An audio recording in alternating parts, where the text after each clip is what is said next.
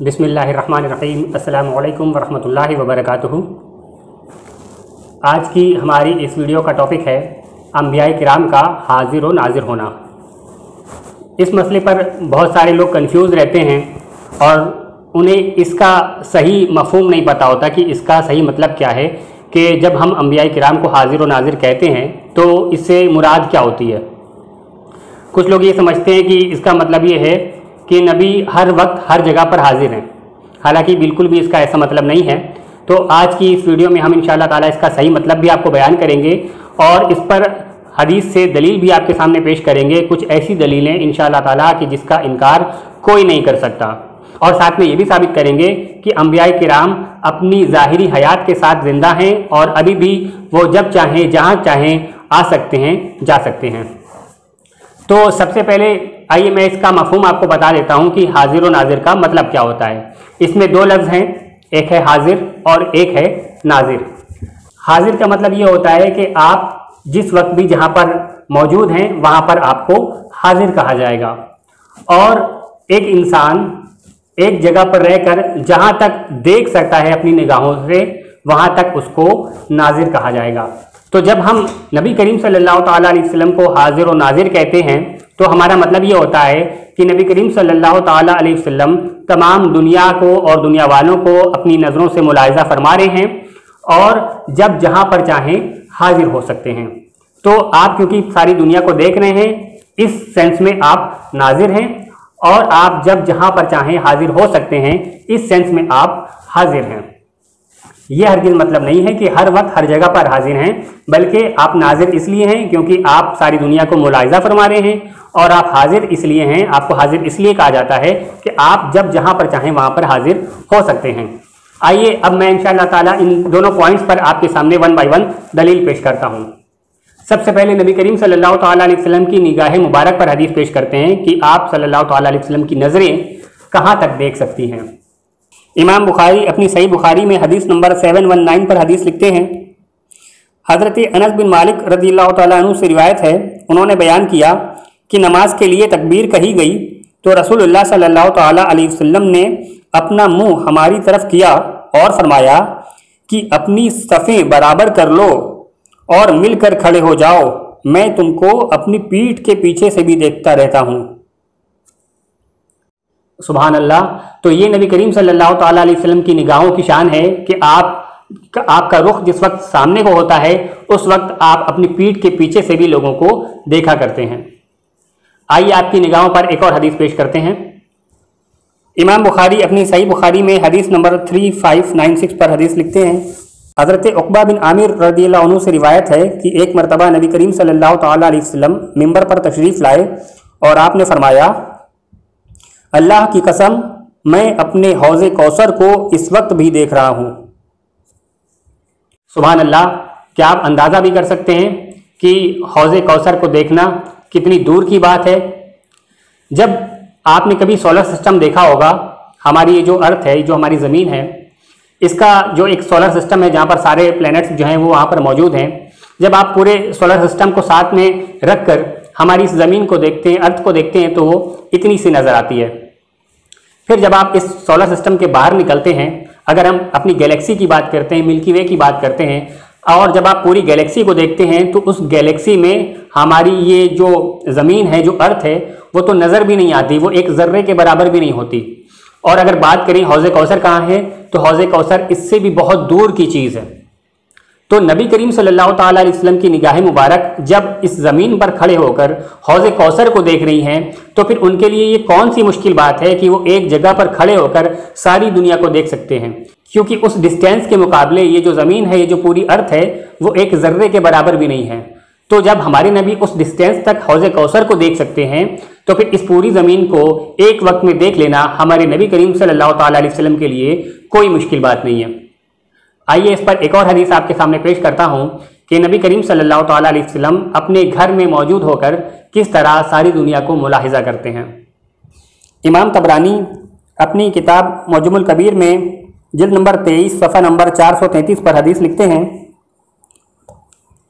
नबी करीम सल्लल्लाहु ताला अलैहि वसल्लम की बीवी हज़रत मैमूना रज़ियल्लाहु ताला अन्हा फरमाती हैं कि एक दफ़ा आप सल्लल्लाहु ताला अलैहि वसल्लम ने मेरे पास रात गुजारी, तो आप रात में नमाज के लिए उठे, आप वज़ू कर रहे थे कि मैंने सुना आपको कहते हुए लब्बैक लब्बैक 3 दफ़ा आपने फरमाया, यानी मैं हाजिर हूँ। फिर आपने 3 दफ़ा फरमाया नुसिरता नुसिरता, यानी तेरी मदद की गई, तेरी मदद की गई।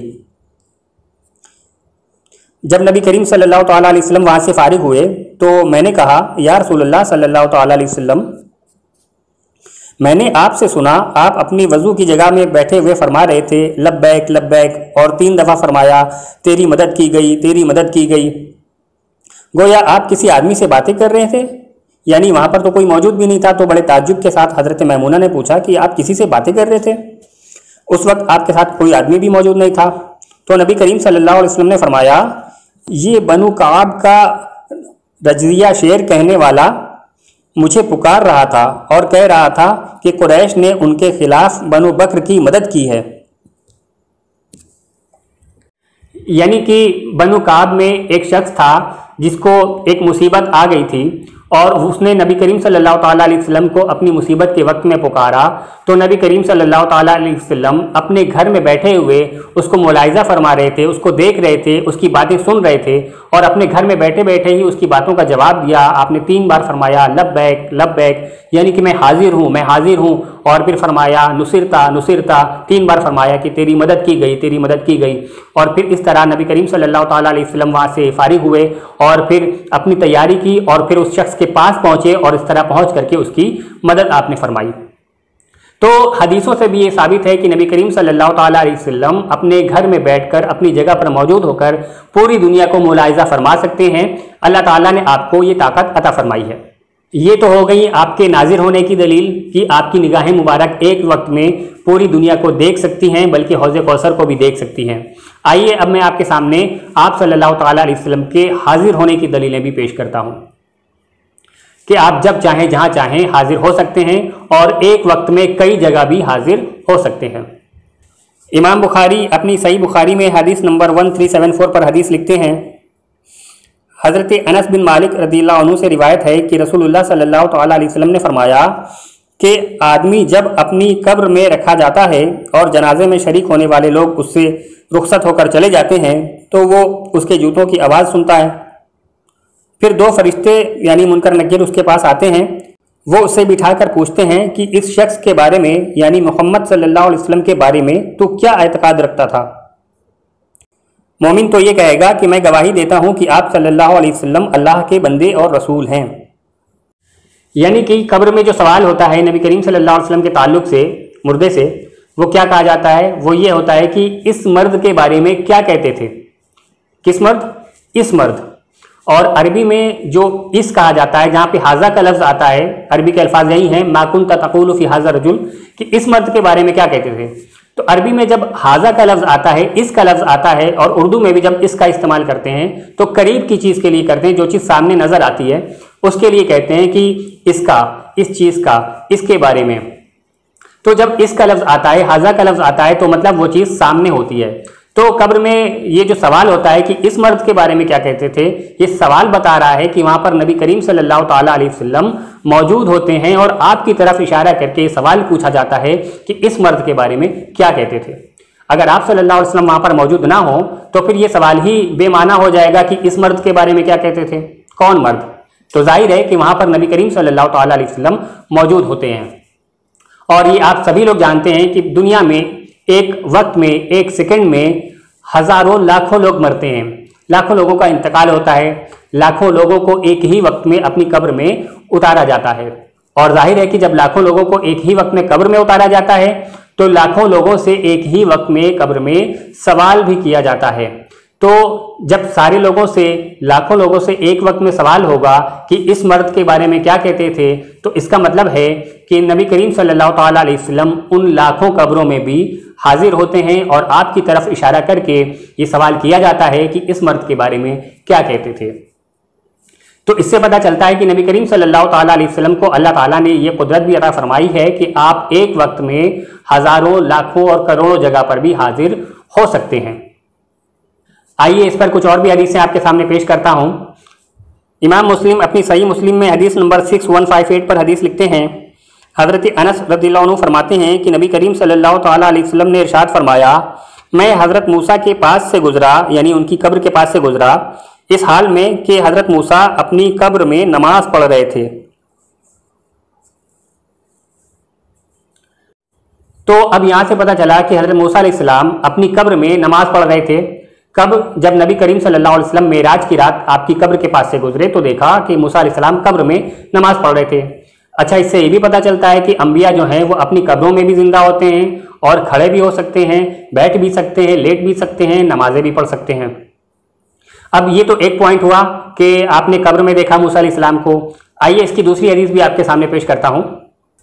इमाम मुस्लिम सही मुस्लिम में हदीस नंबर 419 पर हदीस लिखते हैं, हज़रत इब्न अब्बास रज़ियल्लाहु अन्हु फरमाते हैं कि नबी करीम सल्लल्लाहु तआला अलैहि वसल्लम ने फरमाया, मेराज की रात मूसा बिन इमरान पर मेरा गुजर हुआ तो वो लंबे कद और घुंघरैले बालों वाले आदमी थे, गोया कि वो कबीला शनू के एक आदमी हैं। इसके बारे में हज़रत कतादा रज़ियल्लाहु अन्हु फरमाते हैं इस बात की तफसीर में कि नबी करीम सल्लल्लाहु तआला अलैहि वसल्लम की जो मुलाकात हज़रत मूसा अलैहिस्सलाम और हज़रत ईसा अलैहिस्सलाम से हुई तो तू उसमें शक न कर, बिला शक व शुबा आप सल्लल्लाहु तआला अलैहि वसल्लम की हज़रत मूसा अलैहिस्सलाम से मुलाकात हुई है।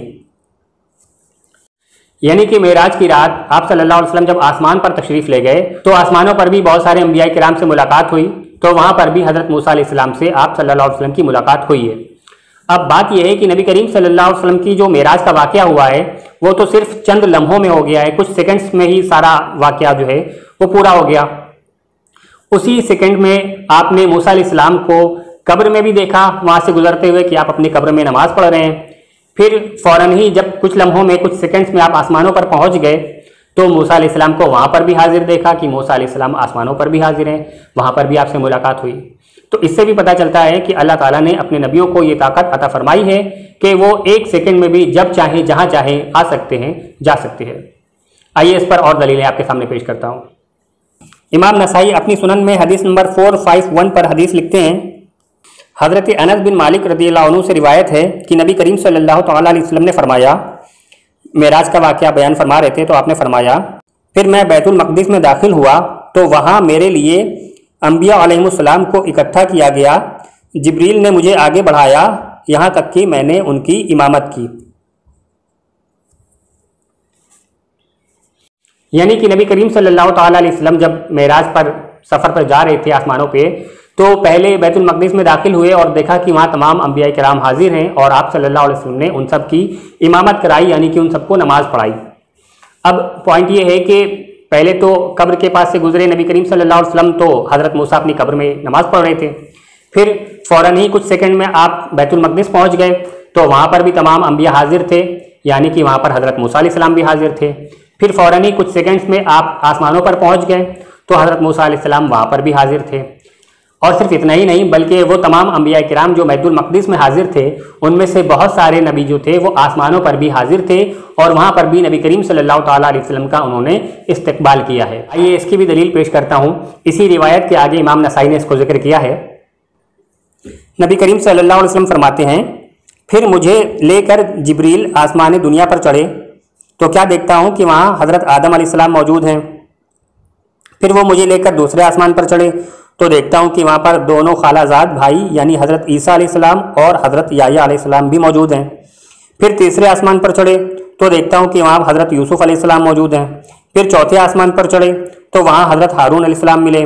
फिर पाँचवें आसमान पर चढ़े तो वहाँ हज़रत इदरीस अलैहिस्सलाम मिले। फिर छठे आसमान पर चढ़े तो वहाँ हज़रत मूसा अलैहिस्सलाम मिले। सातवें आसमान पर चढ़े वहाँ पर हज़रत इब्राहीम अलैहिस्सलाम मिले। यानी कि वो तमाम अंबिया जो बैतुल मक़दिस में हाजिर थे एक सेकंड पहले, वो फ़ौरन ही सारे आसमानों पर भी हाजिर थे।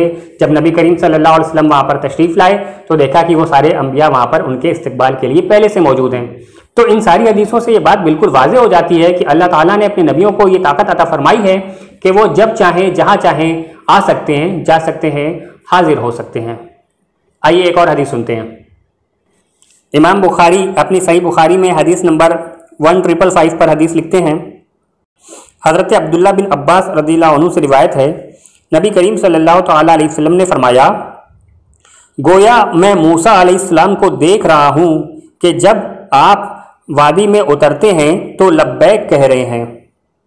ये रिवायत भी बिल्कुल साफ तौर पे बता रही है कि नबी करीम सल्लल्लाहु ताला अलैहि वसल्लम अपने सामने मूसा अलैहिस्सलाम को देख रहे थे। और ये मेराज का वाक़या नहीं है, बल्कि ये अलग वाक़या है। आप सल्लल्लाहु अलैहि वसल्लम फरमाते हैं, मैं मूसा अलैहिस्सलाम को देख रहा हूँ, वो जब वादी में उतरते हैं तो लब्बैक कह रहे हैं।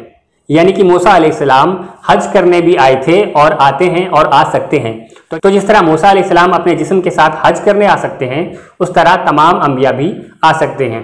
और इसी हदीस की शरह करते हुए बड़े मशहूर मुहद्दिस इब्न हजर अस्क़लानी अपनी किताब फतहुल बारी में जिल्द नंबर 7 सफ़ा नंबर 307 पर लिखते हैं, ये हकीकत होगी क्योंकि अंबिया अपने रब के नज़दीक ज़िंदा हैं और रिस्क पाते हैं और कोई चीज़ उन्हें हज करने से रोक नहीं सकती।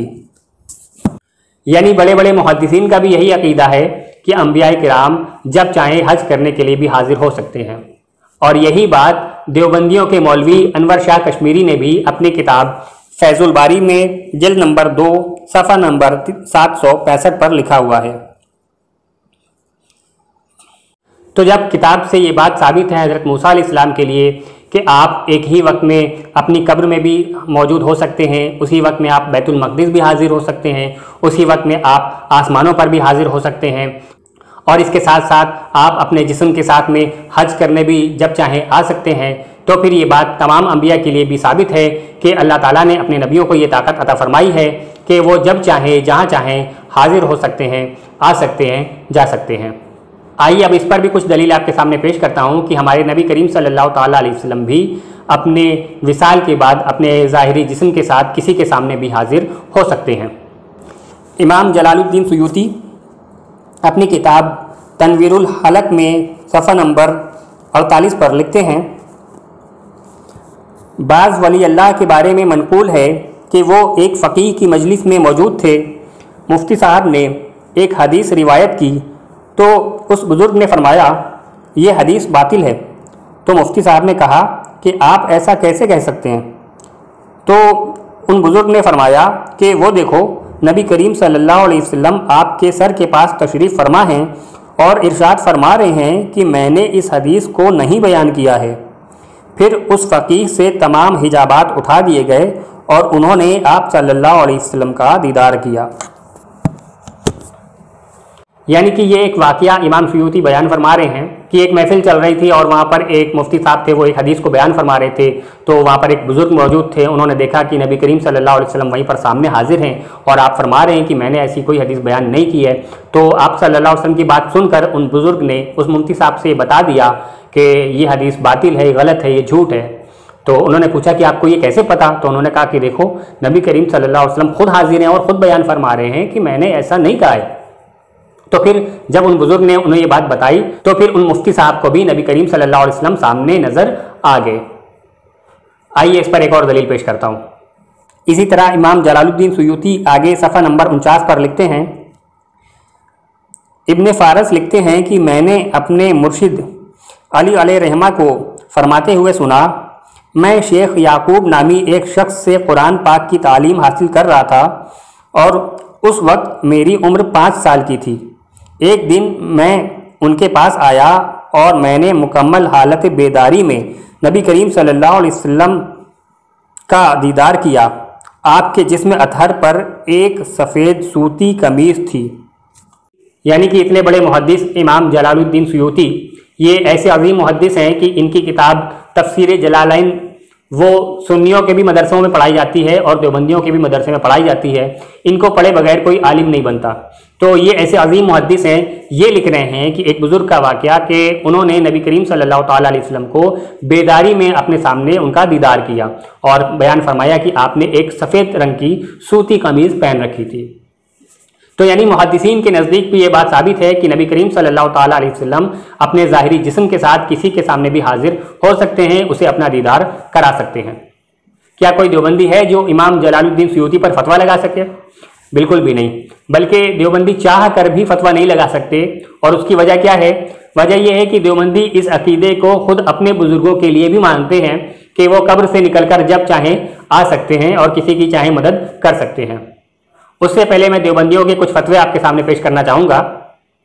देवबंदी अपनी जामिया बिनूरिया के दारुल इफ्ता की ऑफिशियल वेबसाइट पर बेदारी में ज़ियारत करने के ताल्लुक से लिखते हैं, बेदारी में यानी जागते हुए ज़ियारत करने के ताल्लुक से लिखते हैं, अरबाब कुलूब और अहले तसव्वुफ़ के यहाँ तो ये चीज़ तवातुर को पहुँची है कि नबी सल्लल्लाहु अलैहि वसल्लम की बाज़ अकाबिर को ज़ियारत बेदारी में होती रही है। इसी तरह देवबंदी अपने दारुल इफ्ता की ऑफिशियल वेबसाइट पर फतवा लिखते हैं, किताबों में बाज़ वाक़ियात ऐसे हैं जिनमें सराहत है कि आप सल्लल्लाहु अलैहि वसल्लम ने तशरीफ़ ले जाकर मज़लूमों की दस्तगीरी फरमाई है, तो ये इज़्न खुदाबंदी पर मौकूफ़ है। आप सल्लल्लाहु अलैहि वसल्लम के अलावा दीगर औलिया अल्लाह से भी ऐसा साबित है। यानी देवबंदी भी इस बात को मानते हैं, तस्लीम करते हैं कि अल्लाह ताला ने अपने नबियों को ये ताकत अता फरमाई है। अल्लाह ताला की इज़्न से नबी करीम सल्लल्लाहु अलैहि वसल्लम के साथ ऐसे कई वाक़यात साबित हैं कि आपने अपने विसाल के बाद भी कई लोगों की दस्तगीरी फरमाई है, यानी मदद फरमाई है। और इसी तरह औलिया अल्लाह जो होते हैं उन्होंने भी अपने विसाल के बाद कई लोगों की मदद फरमाई है, ख़ुद तशरीफ़ ले जाकर वहाँ पर हाजिर होकर के मदद फरमाई है। ये बात खुद देवबंदियों ने भी अपनी वेबसाइट पर, अपने फतवे की वेबसाइट पर इस बात को लिखा हुआ है। और ये बात देवबंदी खुद अपने मौलवी के लिए भी मानते हैं। एक देवबंदी मौलवी ने अपने दूसरे बड़े मौलवी कासिम नानोतवी के बारे में अपनी किताब सवाने कासमी में सफ़ा नंबर 330 और 332 तक एक वाक़या नकल किया है कि एक देवबंदी मौलवी थे, उनको एक बार मुनाजरा करना पड़ा। तो जब वो मुनाजरे में बैठे थे, मुनाजरे की महफिल में, तो उन्हें परेशानी महसूस हो रही थी, उन्हें मदद की ज़रूरत थी। तो देवबंदी के मौलवी कासिम नानोतवी जो कि मर चुके थे कई साल पहले, वो कब्र में मौजूद थे। तो वो कब्र से निकलकर अपने जिस्म के साथ आकर उस महफिल में बैठ गए और उन देवबंदी मौलवी की वो मदद करने लगे, उनको बताने लगे और उनसे सुन करके उन मौलवी साहब ने मुनाजरे में जवाब दिए और इस तरह से मुनाजरा जीत लिया। ये पूरा वाक़या अगर आपको तफसील से सुनना हो तो ऊपर आई बटन पर आपको लिंक इसका शो कर रहा होगा, और उसके अलावा वीडियो के डिस्क्रिप्शन में भी हमने इस वीडियो का लिंक दे रखा है, वहाँ पर हमने इस वाक़ये को तफसील के साथ बयान किया है। देवबंदियों की किताब सवाने कासमी से इस किताब का स्कैन पेज भी वहाँ पर शो किया हुआ है, आप जाकर वहाँ पर देख सकते हैं। तो जब देवबंदी अपने अकाबिर के लिए, अपने मौलवियों के लिए भी ये बात मानते हैं कि वो कब्र से निकल करके जब चाहें जहाँ चाहें आ सकते हैं, किसी की मदद फरमा सकते हैं, यानी कि वो कब्र से लोगों को देख भी रहे होते हैं कि कहाँ पर कौन इंसान है, क्या कर रहा है, और किसको किस तरह की मदद की ज़रूरत है। इसलिए देवबंदी चाह करके भी इस अकीदे का इनकार नहीं कर सकते कि अंबिया किराम हाजिर और नाजिर हैं। हाजिर यानी कि जब चाहें जहाँ चाहें आज भी हाजिर हो सकते हैं, और एक वक्त में हज़ारों जगह, लाखों जगह भी हाजिर हो सकते हैं। और बेशक ये सारी ताकत अल्लाह ताला ने ही नबियों को अता फरमाई है। कोई भी नबी या वली अपनी मर्जी से कुछ नहीं करता, बल्कि अल्लाह ताला ने उनको ये पावर, ये अथॉरिटी और इजाज़त दी होती है। तो इन सारी हदीसों से ये बात साबित हो गई कि अंबिया किराम हाजिर और नाजिर हैं, मगर उसका सही मफहूम आपको याद रखना है कि हाजिर इस सेंस में कि जब जहाँ चाहें हाजिर हो सकते हैं, और नाजिर इस सेंस में कि आप एक वक्त में चाहें तो सारी दुनिया को मुलाहिजा फरमा सकते हैं। और साथ साथ में ये भी साबित हुआ कि अंबिया किराम अपने हकीकी जिस्म के साथ जिंदा हैं, आज भी वो नमाजें भी पढ़ते हैं और हज करने भी आ सकते हैं। उम्मीद है आपको वीडियो पसंद आई होगी। इस वीडियो को ज़्यादा से ज़्यादा लाइक करें, चैनल को सब्सक्राइब करें, अपने दोस्त अहबाब को शेयर करें। हो सकता है आपके ज़रिए किसी की इस्लाह हो जाए। अस्सलामु अलैकुम वरहमतुल्लाहि वबरकातुहू।